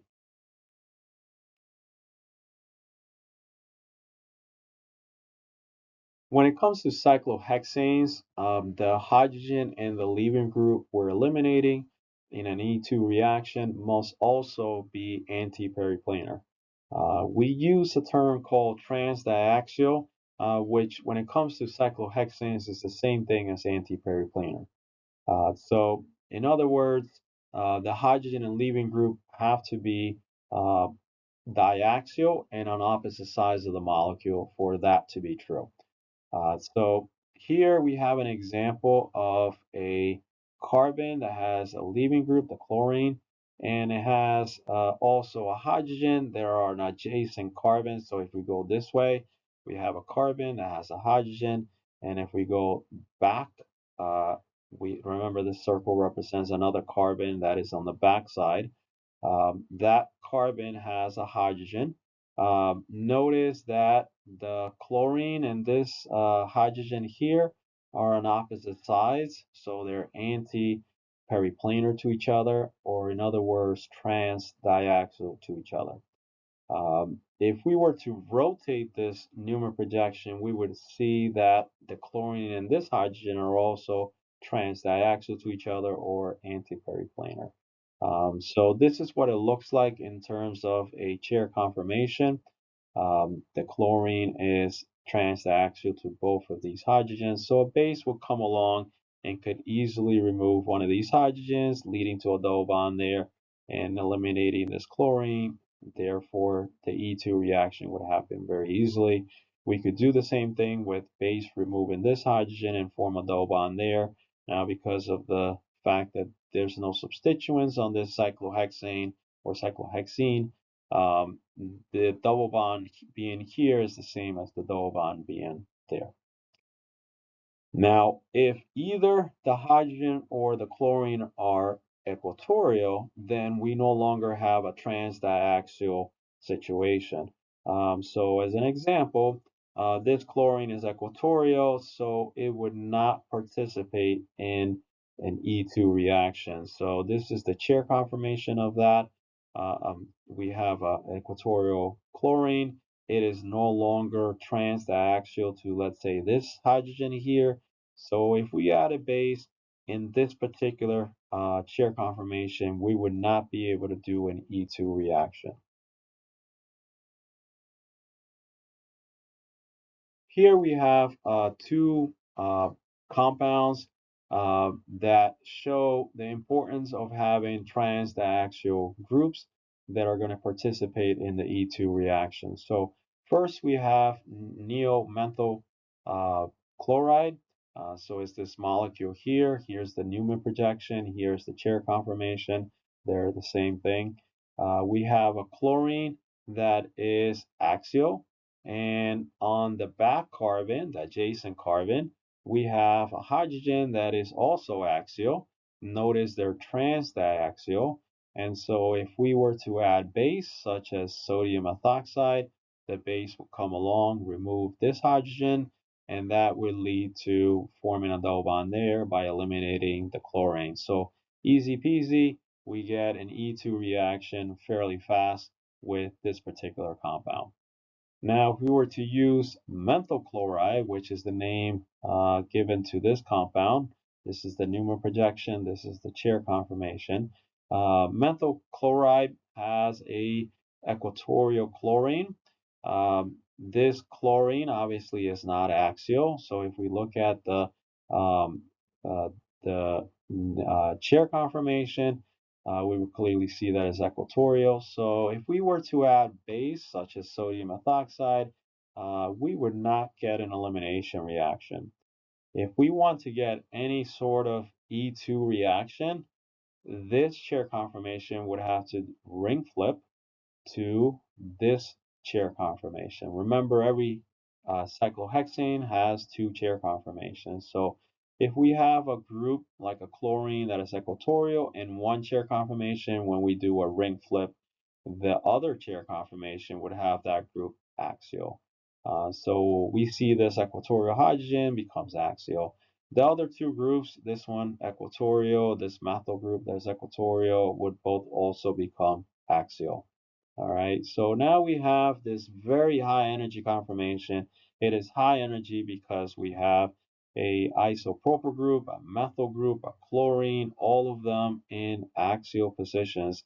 You might recall that typically we want groups that are larger than a hydrogen to be equatorial for a more favorable uh, chair conformation. And so this chair conformation with everything being equatorial is more stable than the axial conformation shown here.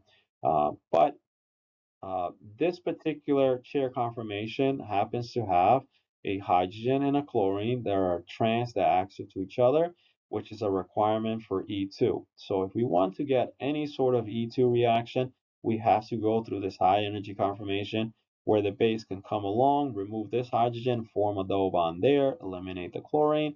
We get the product shown here. And then after a ring flip, we turn these two axial methyl and isopropyl groups into equatorial groups. It's the same product, just in a different conformation. Again, these are the two chair conformations of that particular product.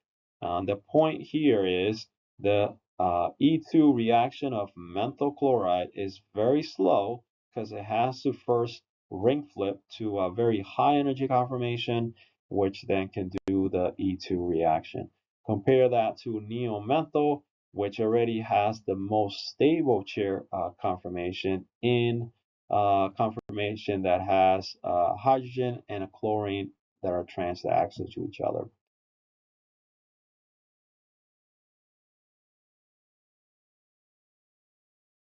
In order to answer this question, we want to first draw the most stable chair conformation for each of these two stereoisomers. So the first one is trans 1-bromo 4-terbutyl cyclohexane. So if we draw a chair conformation, we want to make sure that the terbutyl group, which is a larger group than a bromine, is equatorial.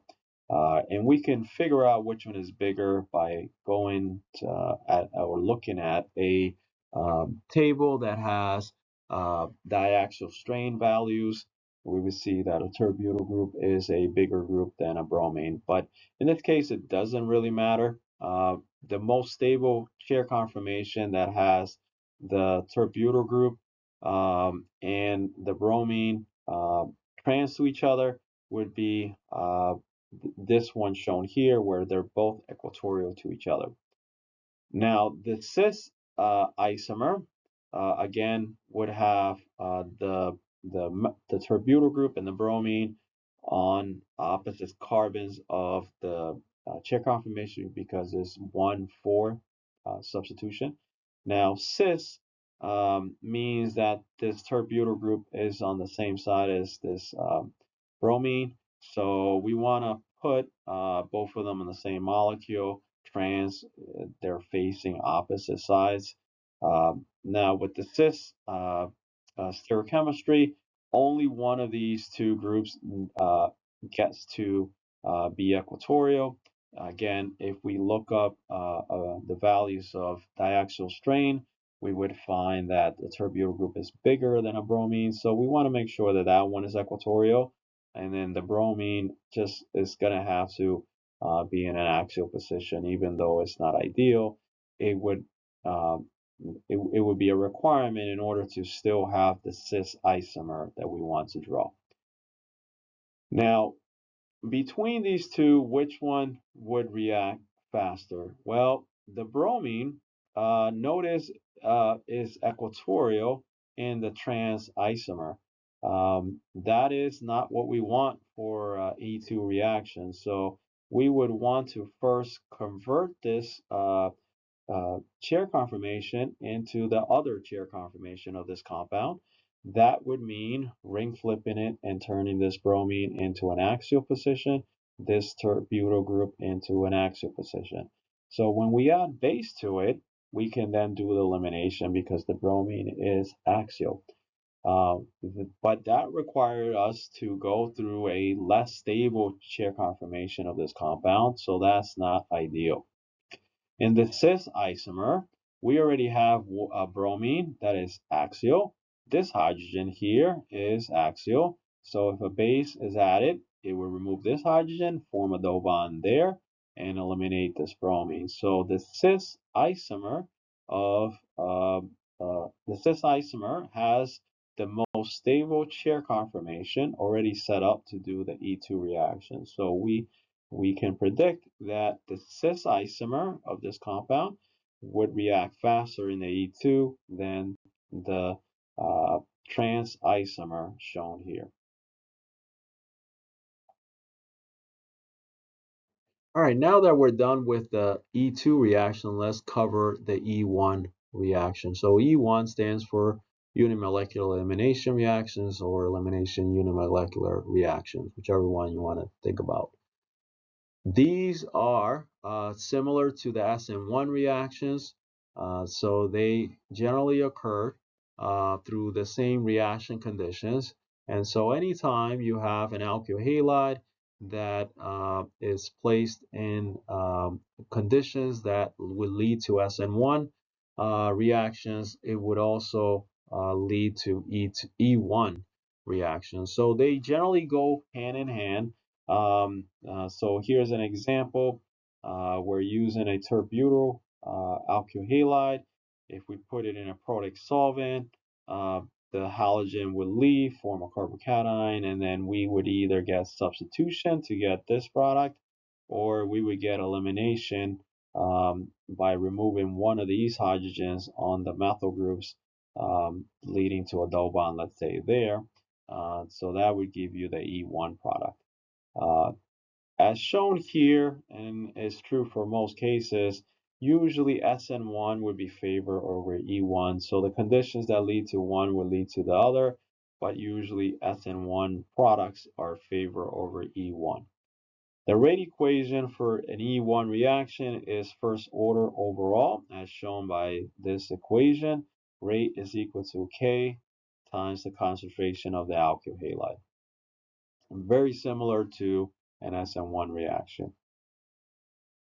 The rate equation, as shown here, notice it points out that the reaction is only dependent on the concentration of the alkyl halide. It doesn't matter how much base we use, it doesn't change the rate very much. So one other thing to note about E1 reactions is that they have no conformational requirement, unlike the E2. E2 reactions require the anti-periplanar geometry in the reactant.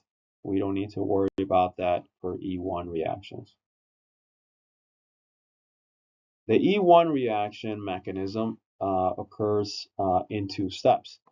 So the first step is for the halogen to be eliminated, forming a carbocation as shown here.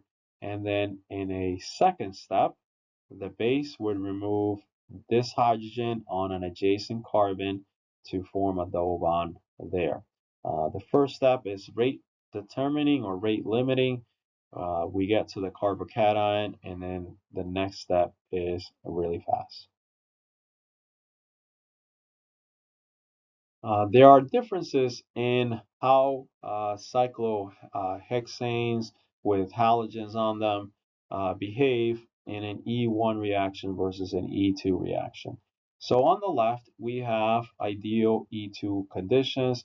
So we're using a large amount of base and we have an alkyl halide involving a cyclohexane ring. So if we add base, the base would remove a hydrogen that is axial on the adjacent carbon to the carbon that has the leaving group. So the base will remove this hydrogen, form a double bond there by eliminating the chlorine. So there's the product. Notice this hydrogen here is not touched because it's equatorial, as we discussed before. This compound here, or this structure here, is the same same compound as we started with. It is, however, reacting under E1 conditions. Under E1 conditions, it doesn't matter which conformation we have, whether it's the one on the left or the one on the right. So under E1 conditions, this halogen would be removed, forming a carbocation, and it would happen the same way here.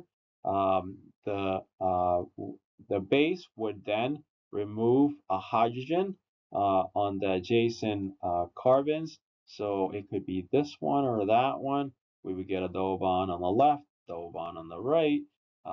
And so we would have two possible alkene products when we do this under E1 conditions. Again, that highlights the fact that the anti-periplanar geometry is not required for the E1 reaction. If you look closely at the conditions here, you might wonder, how are these E1 conditions? Uh, well, the base, although it's a relatively strong base, is used in a very small amount. So it's really hiding the fact that these are E1 conditions. We're using protic solvents, very little base, so it favors E1 conditions. Here, however, although we're using protic solvents, which is not ideal for the E2 reaction, we are using a ton of, or a very large amount, so 1 molar versus 0.01 molar, a large amount of base here. So this is a very strong base. It favors E2 conditions. That we'll cover for elimination reactions is the E1CB mechanism. So E1CB stands for unimolecular conjugate base elimination reactions. So this typically occurs when you have a carbonyl that has a poor leaving group on the beta carbon.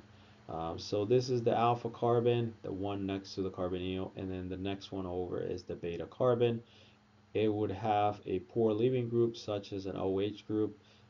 Under those situations, if you add base, you can get an E1CB reaction. E1CB reactions are very specific to these types of cases, so they're very rare. We're not going to encounter them too much in this course, but I want you to be aware of them. So the way the reaction occurs is base will remove a hydrogen on the alpha carbon. This is the most acidic hydrogen. And then we would place a negative charge on that carbon as shown here.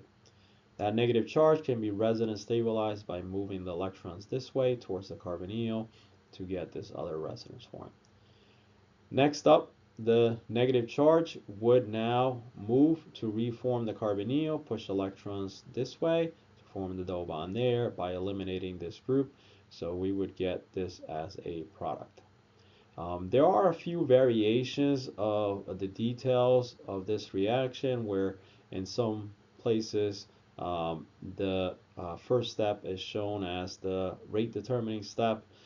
In other cases, the last step is shown as the rate determining step. We're going to use this as our the way we describe this reaction, where the first one occurs fairly fast and the last one occurs relatively slow because the leaving group is a poor leaving group. But I have seen under certain situations this being reversed. That's the same thing goes for the rate equation. I have seen this equation being described as a second order overall reaction. We're going to describe it as a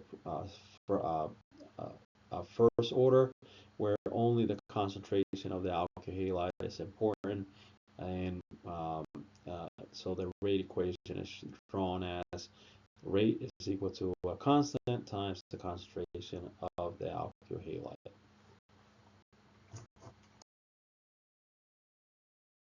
Here's an example of an E1CB reaction where base will remove this hydrogen, the alpha hydrogen, to put a negative charge here, which then leads to a resonance form that has a negative charge on this oxygen.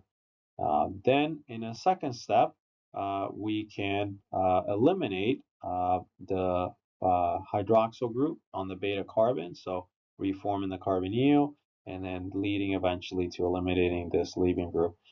This second step is usually considered a slow step in the reaction. And we end up with a product that has a double bond between the beta and the alpha carbon next to this carbonyl. Here's an example from a biological system. So again, we have a hydroxyl group on the beta carbon of this carbonyl. If we add base, so a nitrogen could remove this hydrogen on the alpha carbon, we could get the reaction going. And in a second step, the carbonyl will reform by eliminating the hydroxyl group to get a double bond there. Now, in biological systems, you have enzymes which are often chiral. So they can sort of pick and choose which hydrogens to remove. So we see here a hydrogen that is facing back and then a hydrogen is facing forward.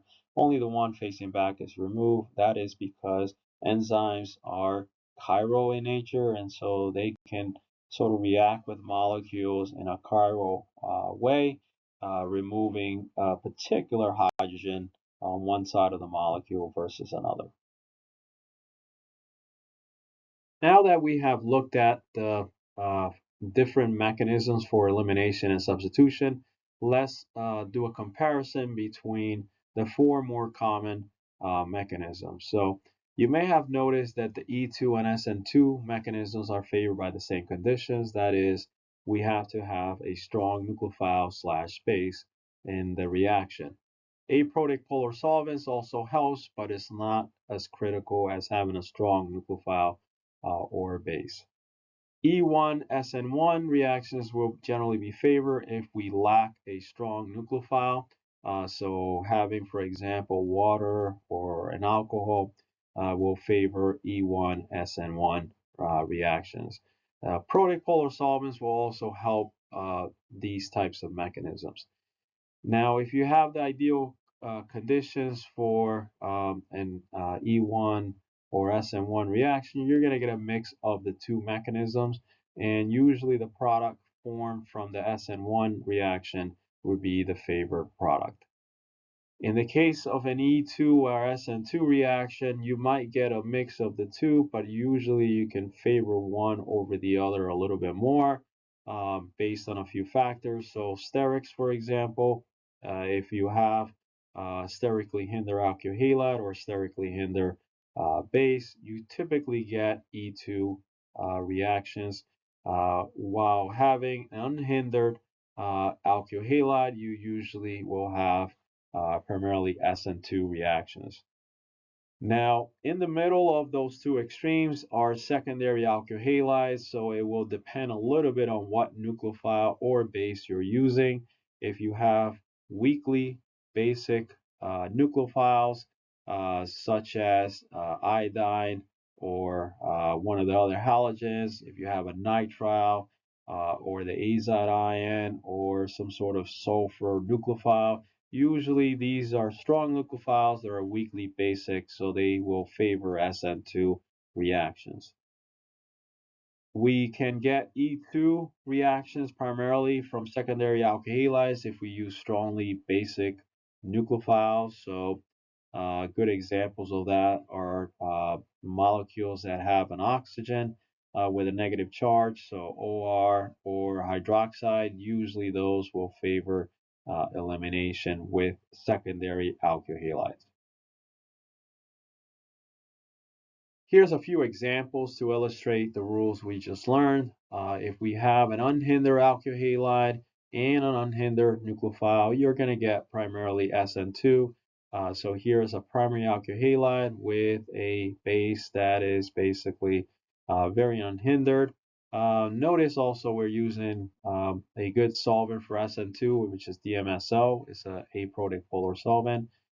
So under these conditions, we're going to get primarily SN2 with a small amount of E2 product. If we use a bulky hinder alkyl halide or base, we're going to get primarily E2. In the case of a bulky alkyl halide, like a tertiary alkyl halide, and a relatively unhindered base, we're going to get mostly decisive product from the E2 reaction. So here are the two possible alkene products. Decisive one would be the major. If we instead use a bulky base with whatever alkyl halide we're using, we're going to get primarily the anti-scisive product. So remember, this is an exception to the rule that we typically get scisive product in elimination reactions. With a bulky base, we would get the anti-scisive product. So in this case, this is the product we're going to obtain primarily. We're going to get a little bit of the SN2 product and a little bit of the scisive product as well. With secondary alkyl halides, again, it depends on what the nucleophile is. If we have a weakly basic nucleophile, such as the iodine or one of the other halogens, you're going to get primarily substitution. So since it's an SN2 mechanism, the halogen will be on the opposite side in the product as the original bromide.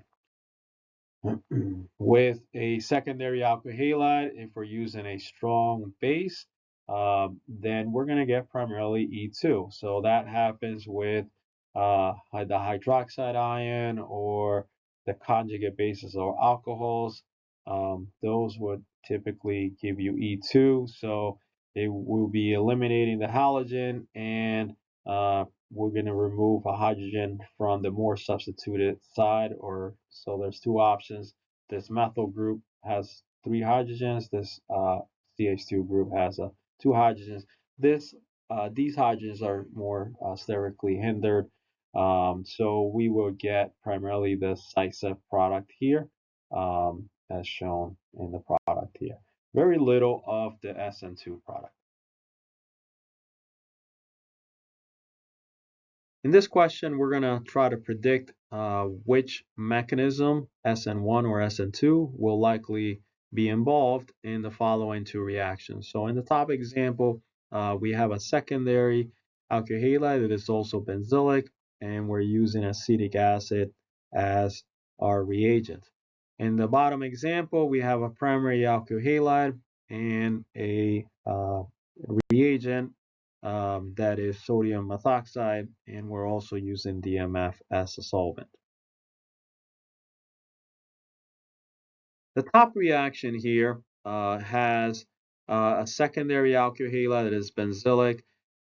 So that would be an alkyl halide that is somewhere in the middle in terms of sterics. But we do have a benzylic carbon where the halogen is. So that's a very weak bond. It would help us in any type of substitution reaction. And as far as the reagent we're using here, it is protic. It is a weak nucleophile. There isn't a really strong nucleophile in this reaction, so that kind of eliminates SN2. It would have to be SN1. So acetic acid would attack the carbocation that forms after the halogen is removed. So the halogen falls off, forms a carbocation, which is both secondary and benzylic. That is a fairly stable carbocation, similar to a tertiary carbocation. So it would be attacked by the acetic acid to form an acetate group, as shown here. In the bottom example, we have a primary alkyl halide. We have a base that is not hindered. And so we are going to see primarily substitution through an SN2 mechanism. The fact that the base is a pretty strong nucleophile would help us in the SN2 reaction. It would sort of eliminate the SN1 reaction. The DMF solvent would also help the SN2 reaction. In this next question, we want to predict what kind of mechanism is involved. So we have here a carbonyl with a hydroxyl group at the beta carbon. We're using a fairly strong base and ethanol. The giveaway for this reaction is the fact that there is a hydroxyl group at the beta carbon of this carbonyl. That usually leads to E1CB type mechanisms. And so that is the mechanism that is likely involved in this reaction. In this question, we want to classify the following reactions as going through one of the 5 possible mechanisms we covered in this chapter.